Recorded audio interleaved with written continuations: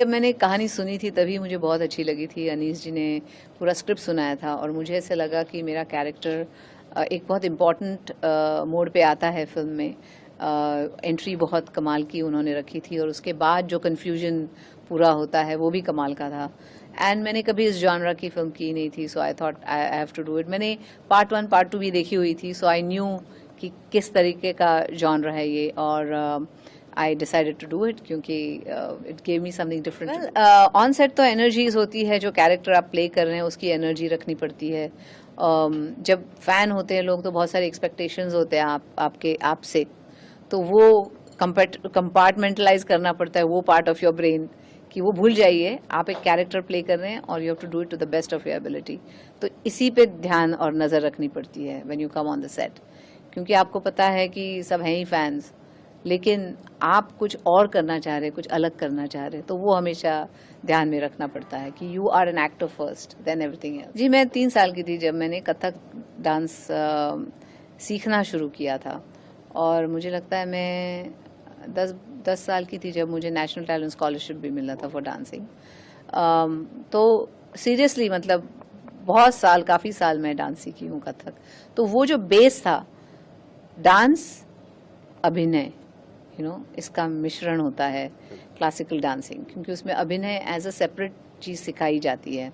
और of course there is dancing, जैसे तत्कार, ये वो सब जो फुटवर्क, तोड़े टुकड़े, बाकी सब कुछ होता है। ठुमरी होती है जिसमें अभिनय वगैरह ज़्यादा होता है। तो I think all that prepared me for acting.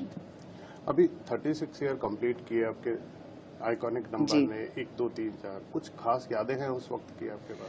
Well, 1 2 3 के लिए बहुत बड़ा सेट लगा था और उन्होंने कहा था कि इस पे वक्त लगने वाला है शूटिंग वगैरह करने के लिए, तो आप डांस पहले सीख लीजिए। वो एक था, और मैं चाहती थी कि मैं रिहर्सल्स करूं सरोज जी के साथ, क्योंकि क्लासिकल डांस करना और बॉलीवुड डांस करना एक अलग डांस फॉर्म है, बॉलीवुड डांस। तो वो मैं, उसकी जो स्टाइल थी वो मैं सीखना चाहती थी, और वो सरोज जी से मुझे सीखने मिली। और जब 1 2 3 हमने पिक्चराइज किया तभी भी बहुत मज़ा आया, क्योंकि गाना ही ऐसा था।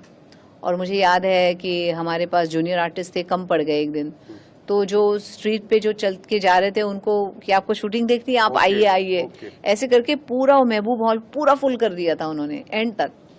और जब वो जो ऑर्डिनरी पब्लिक थी उन्होंने गाना सुना तो उनको इतना अच्छा लगा, एक लड़के ने शर्ट उतार के ऐसे फेंक दिया हवा में। तो एन चंद्रा जी ने वो देखा, वो बोले ये बहुत कमाल की चीज हो गई, सब करो अभी।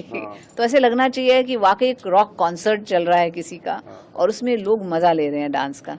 तो वो जो एनर्जी आ रही थी उस क्राउड से, वो अमेजिंग थी। जब मैं डांस अंदाजा था क्या शूट होते हुए कि ये इतना बड़ा गाना बनेगा? या मतलब ये था कि गाना बहुत अच्छा है, बहुत कमाल का गाना मिला है और डांस भी अच्छा हो रहा है, लेकिन ये नहीं पता था कि इतना आइकॉनिक हो जाएगा ये गाना। नहीं, क्या है, प्रायोरिटीज हैं। मतलब मेरी फैमिली मेरा पहला प्रायोरिटी है। जैसे सब कह रहे थे आप यहाँ नहीं थे, यहाँ पे भूल भुलैया रिलीज हो गई, हिट हो गई, आप कहाँ हैं? But it's my 25th anniversary, wedding anniversary this year, and I, हाँ जी, थैंक यू। तो मैं ग्रीस गई थी with my husband to celebrate my 25th। तो that was my priority at that point. मैंने कहा मैं वापस आऊंगी तो आई विल डू वो द इंटरव्यूज और जो भी आप चाहते हैं मुझे करने के लिए। तो फिर जब मैं वापस आई तो हमने PR एक्टिविटी मेरे साथ शुरू की तभी। हमें बताया था सुपर हिट होगी तभी मूवी देखते। अगर पिक्चर नहीं चली तो माधुरी जी अवेलेबल नहीं। अपने फैंस को बताइए, आप फिटनेस के लिए क्या करते हैं? आप जैसा बनने के लिए क्या करना पड़ता है? अरे बाप रे, नहीं नहीं नहीं, फिटनेस मतलब एक तो मेरा ऐसा मानना है कि हर चीज मॉडरेट होनी चाहिए। जैसे अगर आप चॉकलेट भी खाते हैं तो कभी कभी कोई कोई पूरी चॉकलेट खा जाता है, एक पूरा like slab.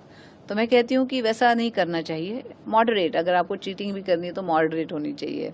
I am very मतलब आई am very strict with my diet, what I eat. I am मतलब डांस की वजह से मुझे लगता है एक्सरसाइज ऐसे ही हो जाता है। इफ़ आई एम परफॉर्मिंग वगैरह तो मैं dance, when I rehearse for dance या तो कथक रिहर्सल करती हूँ। आई वर्क आउट, मुझे वक्त मिलता है तभी I work out. And I am very conscious of what I eat, कि अगर इधर उधर भी थोड़ा सा कभी जी करता है ना, कभी कभी किसी को समोसा खा लिया या थोड़ा सा ये खा लिया, लेकिन मॉडरेट, ज़्यादा नहीं। और उन फैंस को क्या कहना चाहते हैं जो लड़कियां माधुरी दीक्षित बनना चाहती हैं, वो कैसे अपने आप को तैयार करें इस फील्ड में आने के लिए? वेल, एक चीज़ है कि मेरे साथ जो मैंने किया है वो है कि you know my mom was a big support for me.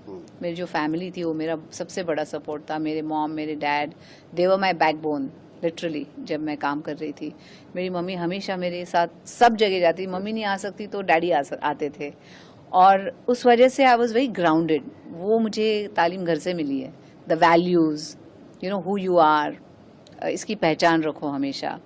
और just because you're a star doesn't mean anything. You know, आप अपने काम में अच्छे हैं, ये अच्छी बात है, लेकिन आप एक ह्यूमन बीइंग हैं first, then you are everything else. ये जो सब सीख मुझे मेरी मम्मी डैडी से मिली है, वो मैं हमेशा कैरी करती हूँ। मेरे बच्चों को भी वही वैल्यूज सिखाती हूँ। तो don't forget your values, be ready to work very hard, don't get carried away with success. Success and failure सबके लाइफ की एक हिस्सा है। आप ऊपर जाते हो, आप नीचे भी आने वाले हो, you know. So keep that in mind, be good to everybody, respect everyone you know you work with. और एक give it your all, be sincere with your work, और जब भी आप काम करो अपना बेस्ट करो, everything else follows then. Last में मैं एक पूछूं मैम, ये फिल्में बहुत रिलीज हो रही हैं जी, पुरानी फिल्में, कोई आपकी ऐसी फिल्म पसंदीदा जिसे आप दोबारा चाहती हैं ये पर्दे पे आए? आपको ऐसा मन है कोई ऐसी फिल्म? अरे बाप रे, आई थिंक हम आपके हैं कौन, तो दे री रिलीज्ड अभी उनके 25th पे, आई थिंक दे री रिलीज्ड। और कौन सी है? दिल तो पागल है, was a very beautiful film, that good. या दिल, बेटा was a very good film, और वो आज भी रेलेवेंट हो सकती है वो फिल्म। तो ऐसी फिल्में जो री रिलीज हो सकती कौन ने तो शादियों में अब री रिलीज बोल रहे हैं, हम रीमेक नहीं बोल रहे हैं। री रिलीज बोल रहे हैं, रीमेक तो मैं नहीं पूछ रहा। थैंक यू सो मच हमसे बात करने के लिए। Thank you so much. Thank you.